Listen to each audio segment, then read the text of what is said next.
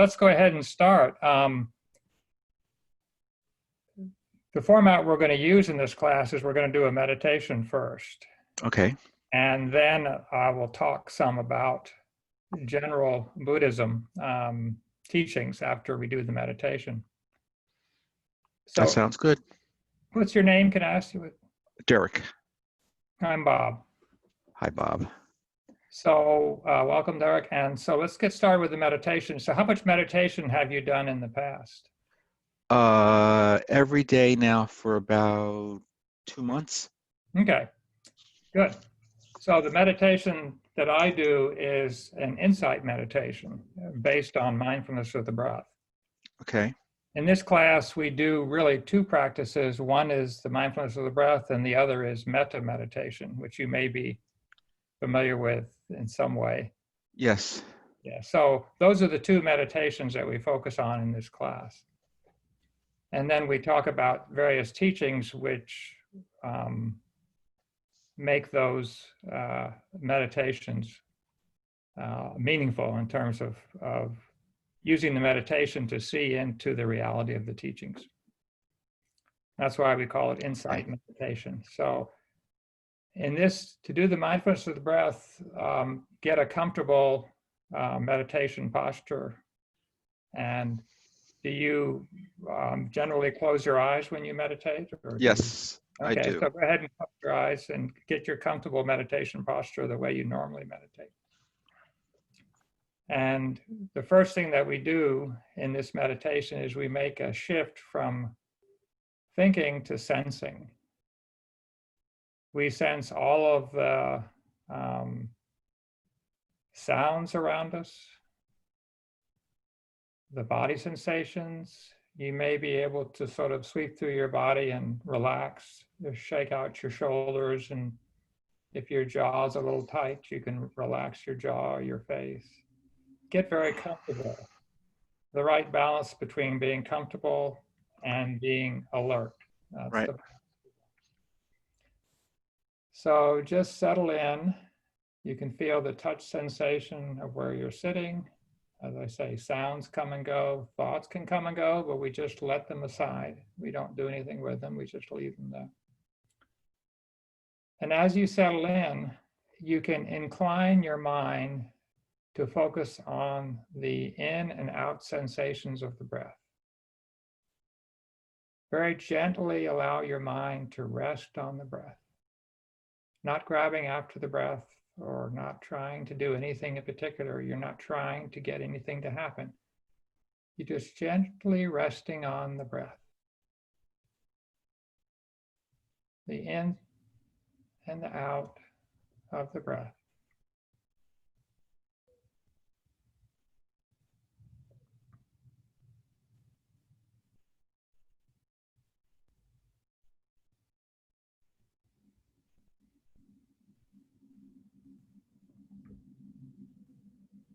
And feel all the sensations of the breath. You can feel whether it's rough or smooth, or long or short, fast or slow.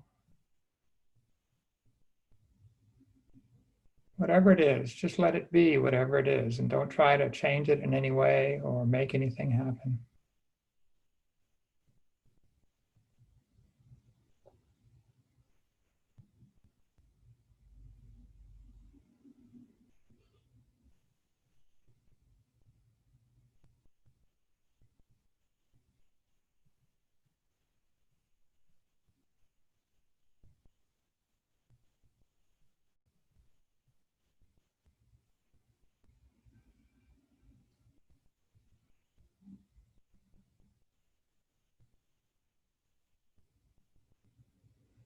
Now you can connect to the breath by using a short, silent mental note, such as in on the in-breath and out on the out-breath. Just very quiet mental note. 90% of your attention is still on all the sensations of the breath, but 10% of your attention is on this silent mental note. In on the in-breath and out on the out-breath.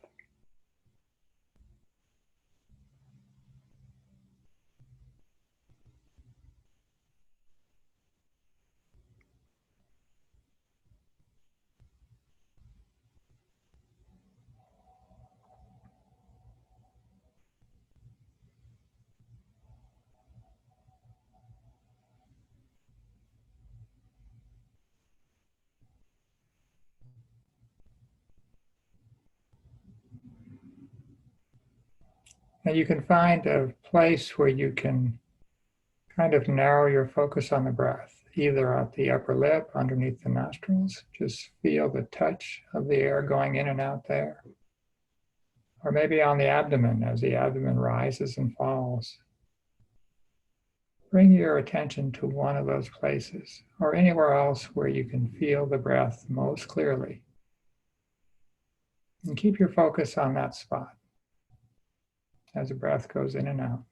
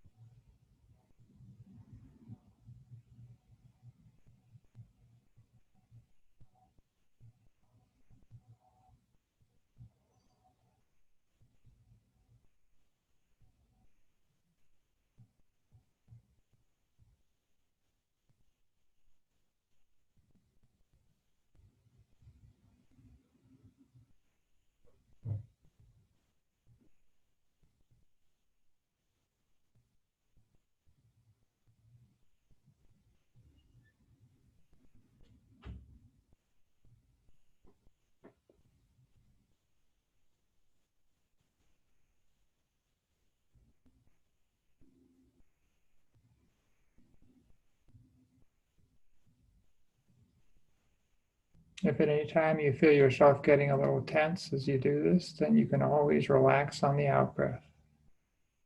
Make each out breath just a letting go.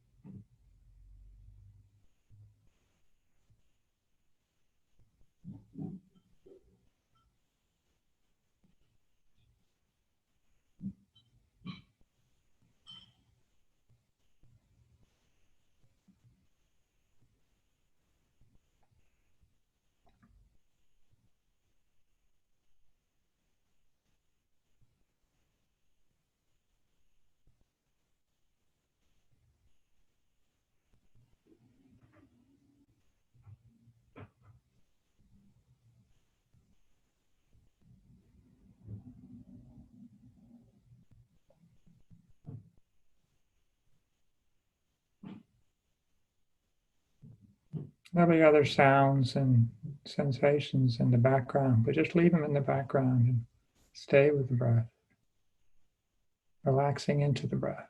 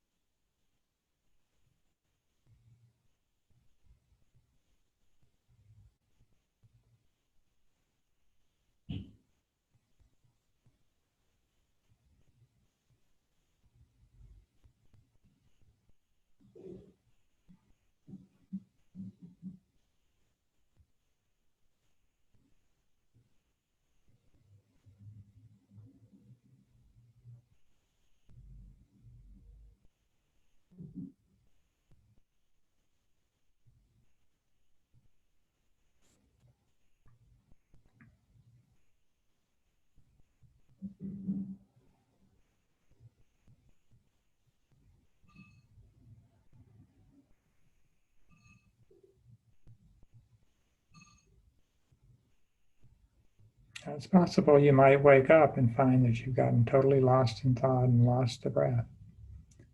If that happens, just note thinking, thinking. Release that thought, relax, and float back to the breath. Gently rest on the breath once again. And do that as many times as you get lost in thought. The little wispy thoughts that come and go, you just ignore. But when you get really lost in thought, that's when you do that. Noting, thinking, and going back to the breath. A nice, relaxed way. Just do that over and over again as many times as you need to.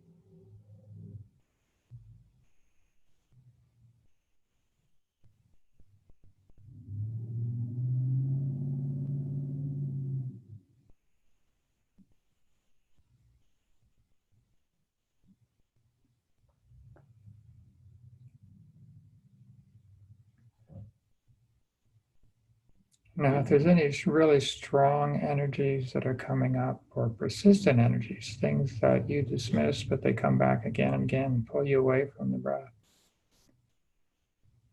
Now you can try to drop the breath and make that persistent energy or that strong energy your object of meditation. And when you do that, the first thing you do with it is you give it a label. For example, if you've been rehashing a old conversation that you had with somebody that made you angry, you can note anger has arisen. It's important to say it that way, not I am angry, but anger has arisen. You want to disidentify from it. Just give yourself space from this energy. Just allow it to be there, but give a little space between your mind and this energy. Anger has arisen.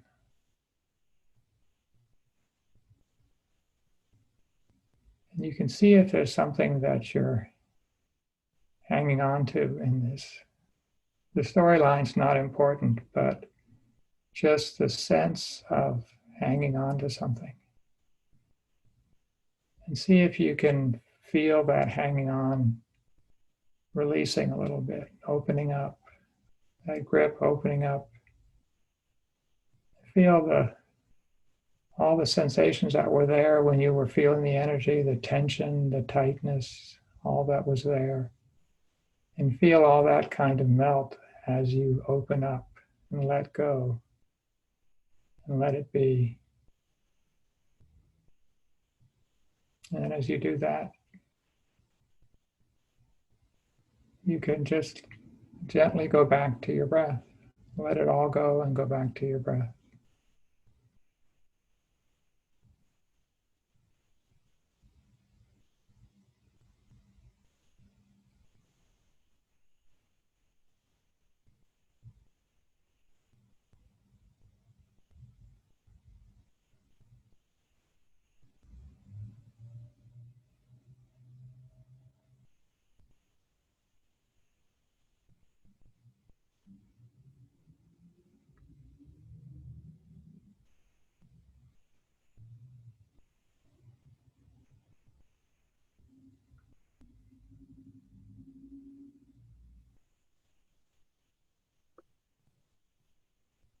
So you stay with the anchor of the breath unless there's something that's really strong, and then you make that your object of meditation and do the same thing. You label it, whatever it is has arisen. You look for that hanging on, whatever that thing is, that tightness. You allow that to relax and release and let it all fade and go back to the breath.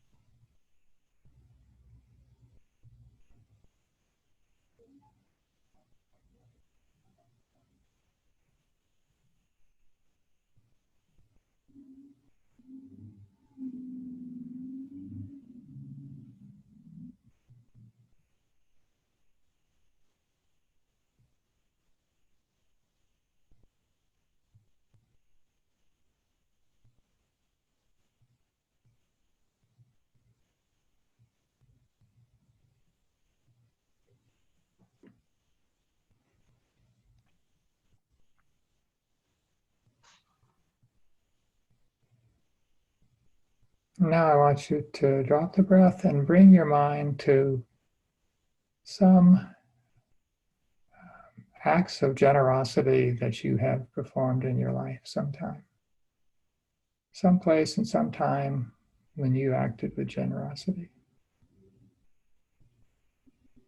And try to create an image of moment, that moment of generosity, and see if you can recreate what the feeling of that moment was.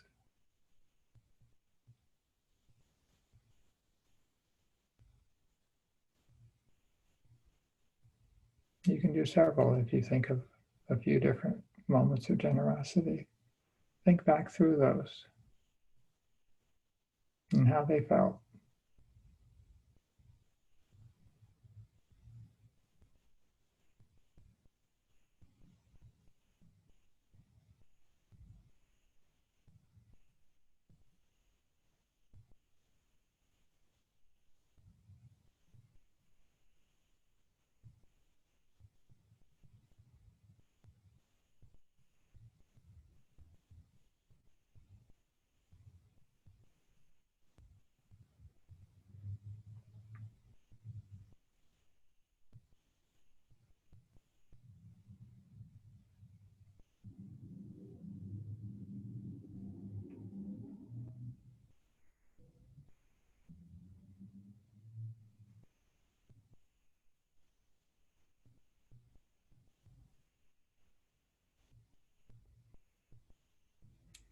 Next, I want you to think about what are moments of potential for generosity in your life.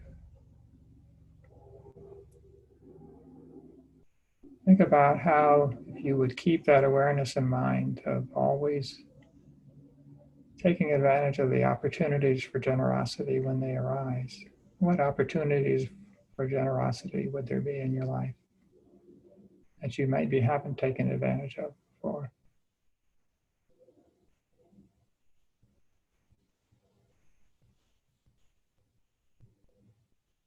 Generosity can be material things, it can be generosity of your time, your knowledge, your listening,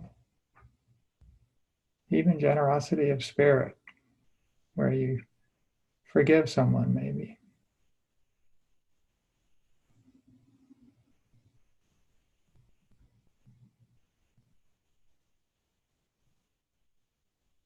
Consider what would be the opportunities for generosity in your life.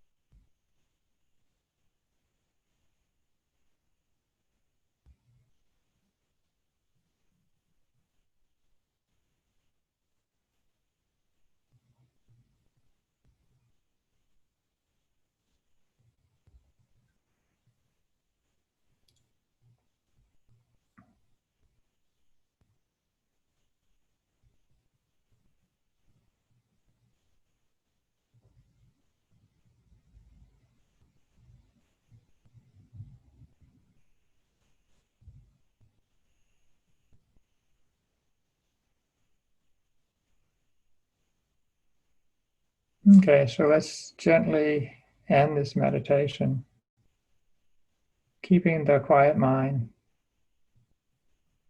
any mindfulness that has been brought up in this meditation. You can open your eyes and come back to the class, relax.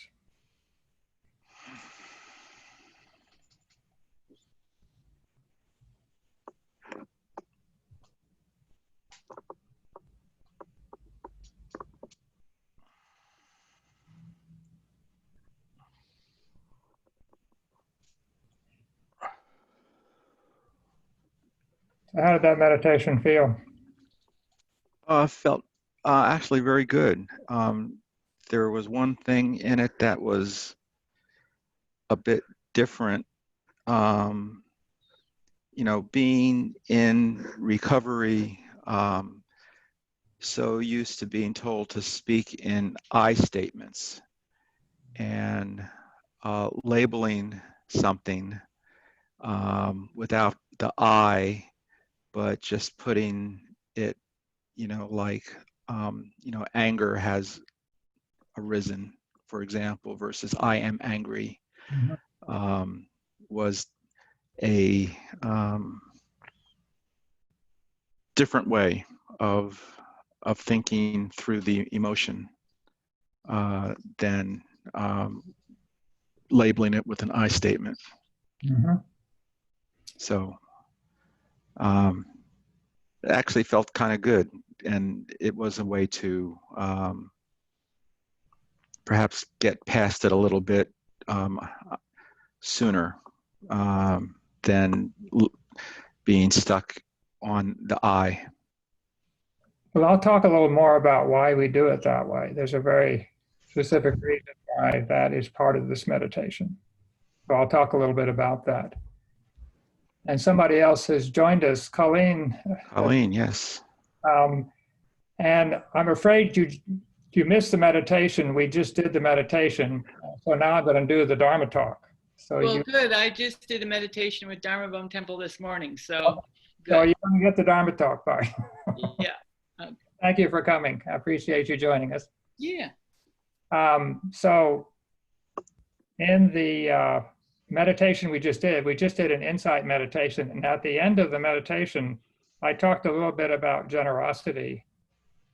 And so that's what the Dharma talk is going to be about today, is we're going to talk about generosity and how that fits in with the Buddhist teachings. So there's a list, a very famous Buddhist list called the 10 Perfections. And the first item on that list is generosity. And generosity is considered kind of the primal layperson's practice. To practice generosity is considered to be a very useful Buddhist practice. But you have to know how to practice generosity with two other mental qualities that are very important. And one is wisdom, and the other is renunciation. These two other qualities are also on this list of 10 perfections, and they work together with generosity. And I'll explain how that works by giving some examples. If you have a wealthy man who has a son, and he decides he wants to be generous with his son, so he wants to give his son everything the son wants. Every whim is satisfied. And so the son grows up like that, and you might find out that that method of generosity is actually harmful. It's not helpful. And so the first perfection of generosity is that it be helpful, not harmful. And sometimes that's difficult to tell what would be helpful generosity and what would be harmful generosity. And the quality that's needed to make that kind of a judgment is wisdom. So I'm going to talk about how the development of wisdom comes about. And in the Buddhist teachings, they talk about three aspects of the development of wisdom. The first is that you learn the teachings. You hear the teachings, or you watch the YouTube videos, or you go to talks like this, or you read books, or whatever, and develop an intellectual understanding of the teachings as best that you can. And the intellectual understanding is not enough to take you to awakening. You need more than that, but it's very helpful to have an intellectual understanding of the teachings. And I'm going to put something in the chat here, just if you're interested.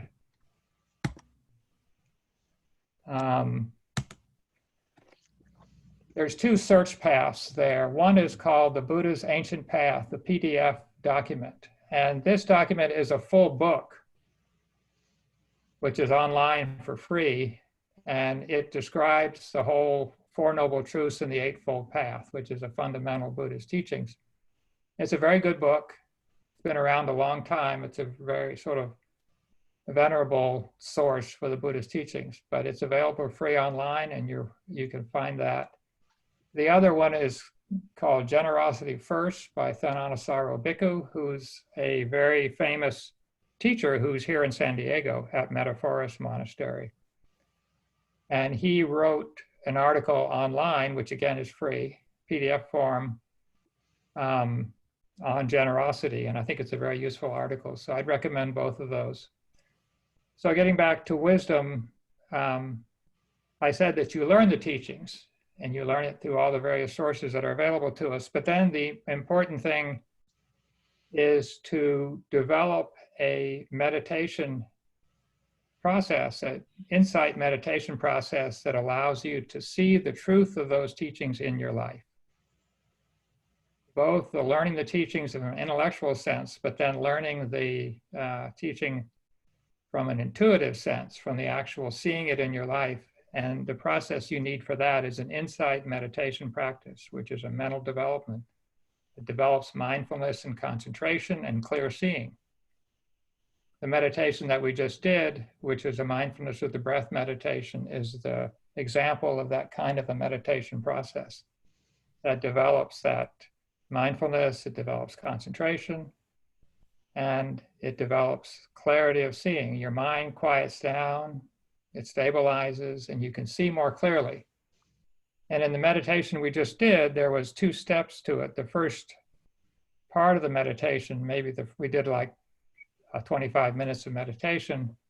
The first 10 to 15 minutes, we just stabilized on the breath, sort of a single pointed concentration on the breath, to use that to stabilize the mind. And then in the second half of the meditation, I asked you to make individual things coming up objects of meditation. You drop the breath and you really investigate other things that are coming up and see the impermanence. Maybe you're holding on something that's impermanent that you can't hold on to, for example.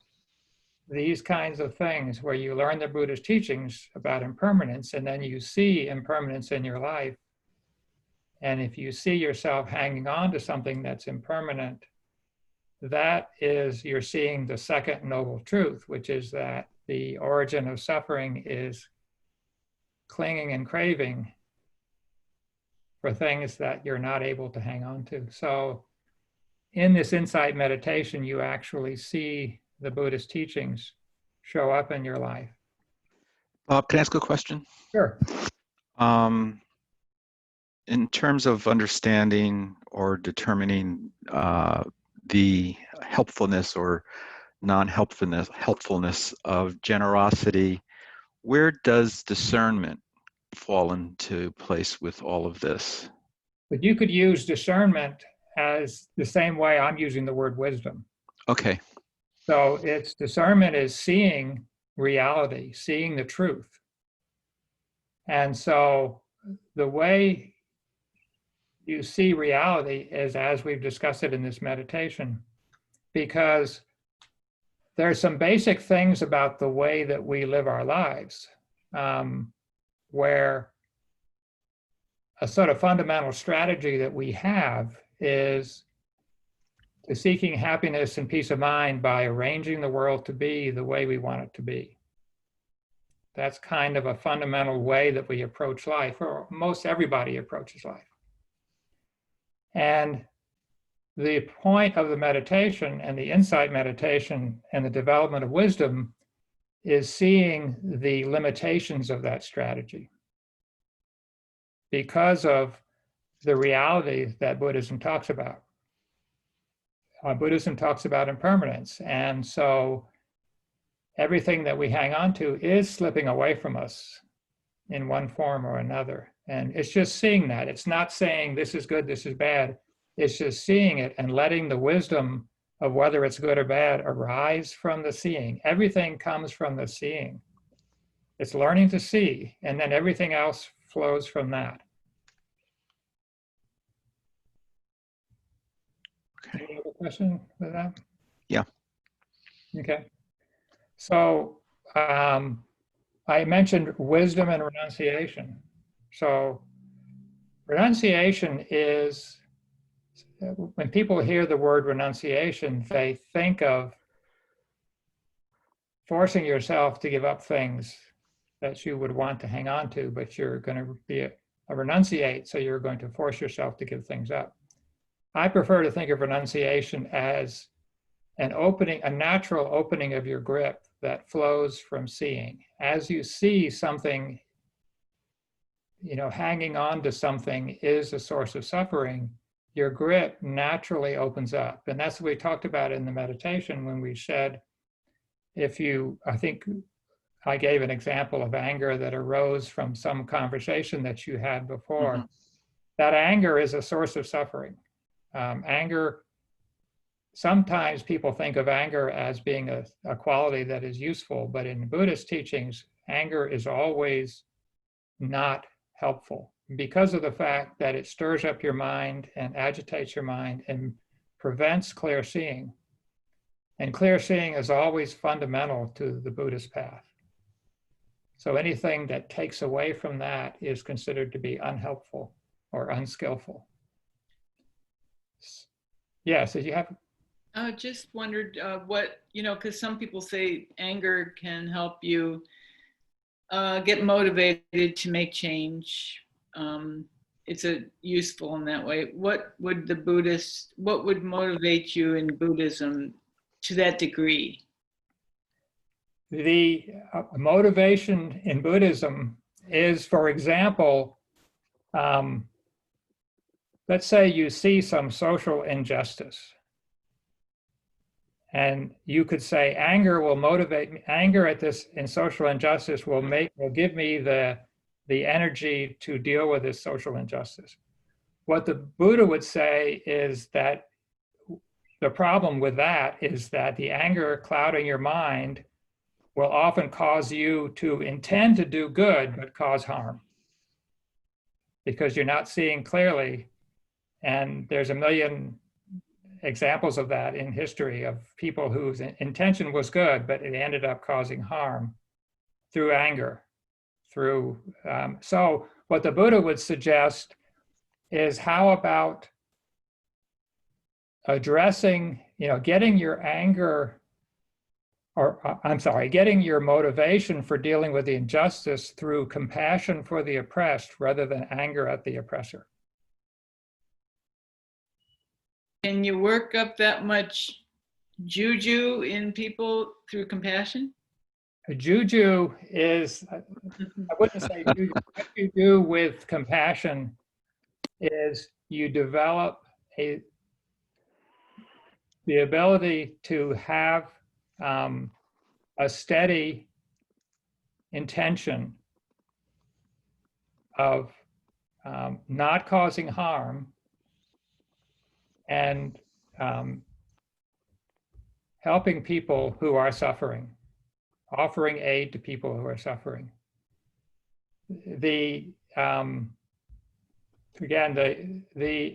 Efforts in Buddhism are always relatively quiet. They're not as frenetic as I think what you were thinking about that you might get from anger. But they can be very effective if you come at it through clear seeing, if you come at it through wisdom, discernment. Again, the anger is also taking away your wisdom. So ultimately you'll be more effective with loving kindness, compassion, generosity. These kinds of things will be more effective in dealing with whatever needs to be dealt with in the world than anger, resentment, violence, these sorts of things. The reason I say that is that it was always a thing I had against my Mennonite ancestors because they never came out politically. They stayed and held the ground, and I saw them at a Minnesota rally, Mennonites, for the first time in my life. Have I seen them come out? And then I said, oh, this is really a change maker. What's happening with the Floyd thing when I saw them out there. But You know, wasn't that also the same thing with Martin Luther King as opposed to Malcolm X or something? Like, wasn't one of them a little Well, bit more? Martin Luther King, Nelson Mandela, they all argued the same thing, that anger is not the solution. Concern, intention to do good, and a steady, nonviolent approach is what's good. And there's nothing in Buddhism that says you don't get involved, you don't get engaged. There's nothing that says that, but you get engaged with skillful qualities of mind. That's always the key. It always comes back to that. And if you get engaged with those qualities of mind that Buddhism says are ones that cloud the mind and are unhelpful, then again, the risk is very high that, you know, even if your intention was good, then the result will not be. I mean, how do they get wars and things like that? That's, you know, you can find a lot of people who said their intention was good, but it ended up in violence. And so, makes you wonder if there had been more anger at Hitler, would that have happened? again, I think that kind of question is asked again, and nobody can answer it. But the point is that, and this is a very important point for Buddhism, is that what I'm saying right now, you don't have to believe any of it. Right. What Buddhism suggests is that you take what I'm saying and look in your life. You do what we just talked about, is you learn the teachings of Buddhism, you do the meditation, you develop your mind, you develop the ability to see clearly, and then find out whether it's true or not. If you go in with any kind of clear seeing, and there's another quality which is mentioned, which is on this list of 10 perfections, which is very important, which is the quality of equanimity. Mm-hmm. Equanimity is a quality, and there's a Buddhist teaching called the 8 worldly winds. And I love this one because it comes up so often, it's very useful. The 8 worldly winds are gain and loss, pleasure and pain, fame and ill repute, and praise and blame. And equanimity is the ability to be balanced and steady and without getting tossed around by either side of these things. Because you can get tossed around by the pleasure just as much as you can get tossed around by the pain. Or you can get tossed around by the gain as much as you can by the loss, or fame and ill repute, praise and blame. All of these can toss you around. And part of Buddhist practice is developing this quality of equanimity, which allows you to stay steady and your mind stays clear. If you're able to keep that stability, not get, you know, too far one way or the other with all these things as they come and go, you'll have the ability to see clearly, and you'll have the ability to practice discernment and wisdom and clear seeing. I think that in general, I'm pretty good at being steady, but just, for example, this David Floyd situation has made me struggle greatly with equanimity. Certainly, I've not been able to keep balance when it comes to feelings of anger and retribution. It's been very difficult. Well, you know, equanimity is sometimes given as a synonym for nirvana, you know, the end of the path. So none of us are at the end of the path. We're just going there. But the important thing is what trajectory you're on. Mm-hmm. You're on a trajectory which is moving in a direction of more wisdom, more renunciation, more generosity, loving kindness, compassion, all of these qualities, which are skillful qualities of mind in Buddhism. If you're moving in that trajectory, then that is all you can do. You can't dictate the result. All you can do is dictate what your intention is. What intentions are you bringing to this moment and this moment and this moment? And if those intentions are skillful, you're doing everything that you can do. You're doing the practice that you can go through Buddhism. Buddhism has many practices. You can learn different ones and see which one works best for you. And then you can try to be steady and consistent in the way that you bring that practice to your life. And that's all you can do. And so as long as you're doing that, you know you're doing everything you can do, and you can feel good about that. So the ends never justify the means. If you don't do Buddhism, absolutely, that's true. Yeah. That's my understanding of Buddhism. Some other Buddhist teacher might tell you differently, but that's my understanding of Buddhism, is that if you go in with hatred, that's considered to be unskillful. And it'll take you the wrong way on the path. Because everything that you do makes a little bit of an impression on your mind. There's a saying that says that, actions harden into habits, habits harden into character, and character hardens into destiny. So every time you act with anger, you're making a little groove in your mind, which reinforces that anger response. And so if you're aware that you're reinforcing that by that moment of anger, that to me is an incentive to put aside that moment of anger. It's like they say, feeding the good kitty or the bad kitty. Exactly, yes, Yeah. exactly. It's the exact same thing. Mm-hmm. And every moment of your life, you're feeding something. Mm-hmm. You're feeding wisdom, or you're feeding something else. And, renunciation, I mentioned that. I haven't gone into that too much, but I wanted to talk a little more about it because it's really important to understand that, like when we were doing the meditation, when I said, anger has arisen, Colleen, I was instructing him, if anger comes up in your meditation, to note it with a little label that says anger has arisen. And don't use the label, I am angry, but use the label, anger has arisen. And give yourself some space for it, because one of the things that you want to do is you want to disidentify from it. You want to make it not you. It's just something that has arisen. It's a mind state that has arisen.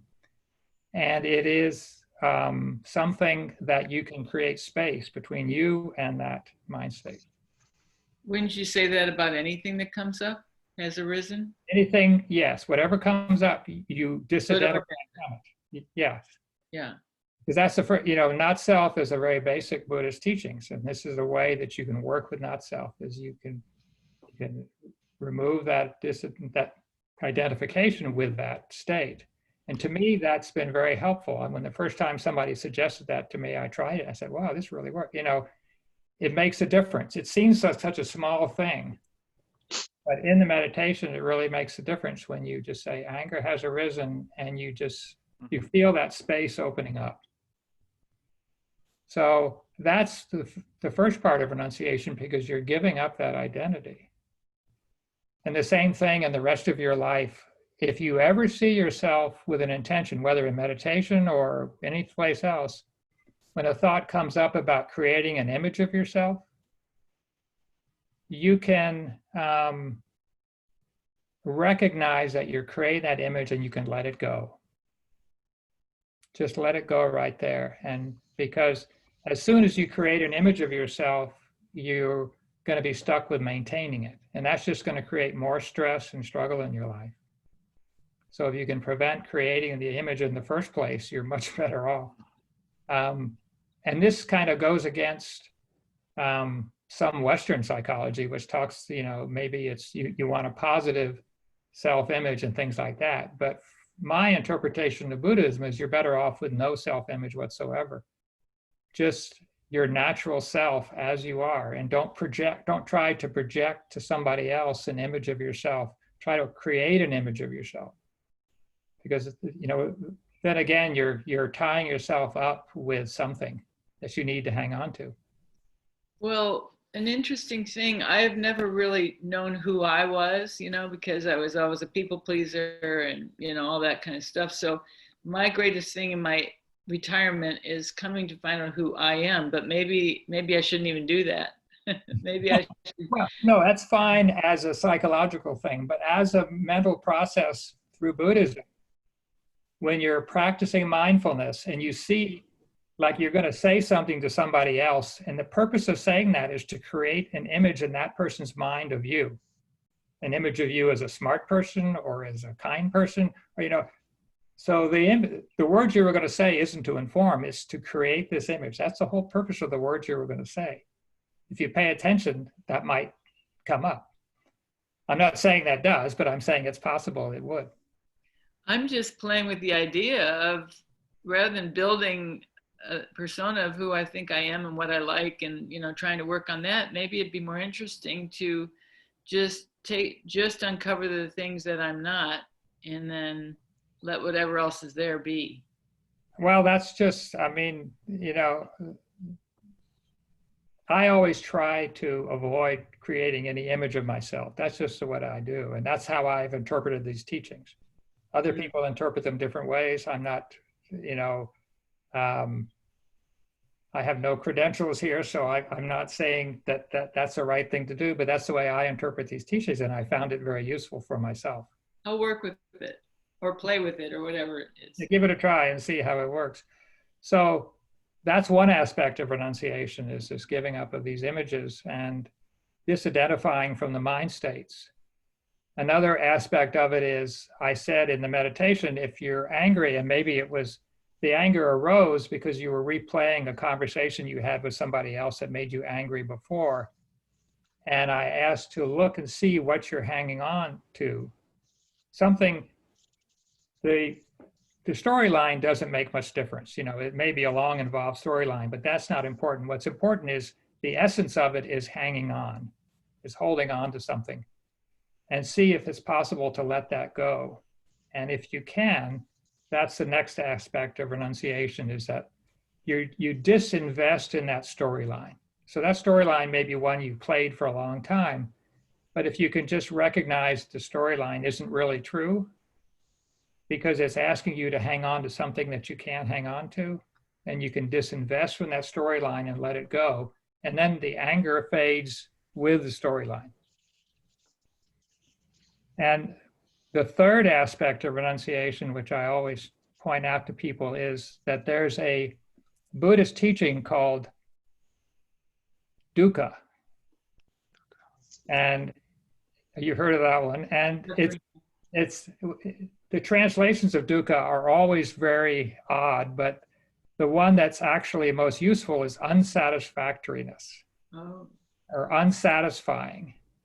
And what this means is that if you create your strategy of life to arrange the world to be what you want it to be, it will always be unsatisfying. It'll never quite work out. There'll be times when it seems like it's working out, but then it'll be slipping away. And that's because what the Buddha says is that all conditioned things, and all conditioned things are everything in our life, our relationships, our houses, our cars, our health, our everything, all conditioned things are impermanent. And they are not secure places to find happiness and peace of mind. They're good for comfort. They're good for pleasure. They're very nice. And you can use them for pleasure and you can use them for comfort, but don't use them for finding secure places to find long-term happiness and peace of mind, because it won't work. So what do you recommend to seek for your comfort of long-term happiness? The long-term happiness, you take care of your needs. I'm not saying you don't take care of yourself, you don't do the things you need to do to keep a roof over your head and food in your refrigerator and all these things. You take care of yourself, but beyond that, it's more useful to me to seek happiness in things like, well, the Buddha actually listed 5 sources of happiness, which are sources of true happiness. And the first of those is skillful conduct, living an ethical life. And the reason he felt that was a source of happiness is because it gives you peace of mind, a lack of remorse, confidence. You feel good about yourself in that sense. There's a text that says things like, you feel confident going into assemblies because you feel of yourself as an ethical person is a source of happiness itself. And that doesn't depend on anything outside of you. You can always be an ethical person. Whatever you're trying to do may not succeed, but you still bring an ethical approach to it.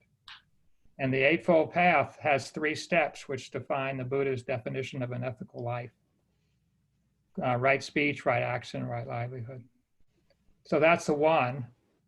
Another is what we call these skillful qualities of mind, like we've been talking about: generosity, loving kindness, compassion, patience. Developing these skillful qualities of mind are considered to be a source of happiness that doesn't depend on the outside world coming out any particular way. Another one is when you develop meditation, you develop concentration. And concentration, and mindfulness and concentration itself is a source of happiness because it calms the mind, quiets the mind, and is very peaceful and feels, very relaxing. Doing meditation feels very relaxing, and it doesn't depend on the outside world. You always have the ability to do your meditation and calm your mind, quiet your mind. I like the way it adds spaciousness to everything. Like, Yes. if I have a ton of things that's going on, if I meditate, I can still keep those 100 things in my mind, but they have a lot more room to breathe. Yeah. Another one of these sources is just contentment and simplicity in life. Taking care of the basic necessities of life. And you can have anything you want as far as material things or relationships or anything you want, but always know that the more you're accumulating, the more is going to be slipping away through this process of impermanence and things like that. So a certain amount of contentment and simplicity is a very good source. I think is a very good source of happiness. Mm-hmm. Mm-hmm. And of course, the last one is wisdom is a source. To actually see reality, to see the way the world really is, and to be able to live through wisdom is the greatest source of happiness because you're free from suffering. That's what a moment of wisdom is, a moment that's free from suffering.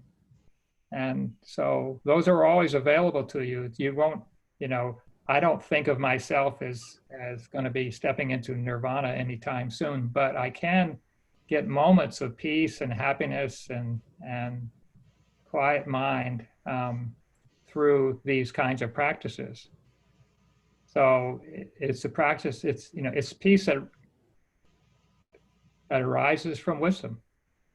I get that. I understand that because I was just telling somebody the other day, we were talking about Trump and how crazy making he is. And then when I realized that my bigger picture of what could possibly be his purpose and usefulness in this country, world, planet, is bringing everybody together so that we do save ourselves from, because we have to make huge changes, I think, now. And we wouldn't have maybe been able to do that with somebody that didn't make us so angry or upset or, As so long as people seeing that big picture makes me wiser if that's the case, but it also makes me more content. Yeah. I will walk away with that thought of hope. No, we always have to have that hope. I mean, yeah. I think the Buddhist teachings are very hopeful in the sense that they teach you a way to take control. And to me, that's the greatest sense of hope is that once you realize that there is a way that you can take control. And it starts with training your mind, developing a mind that can see clearly, and everything flows from that. Everything we've talked about today flows from that.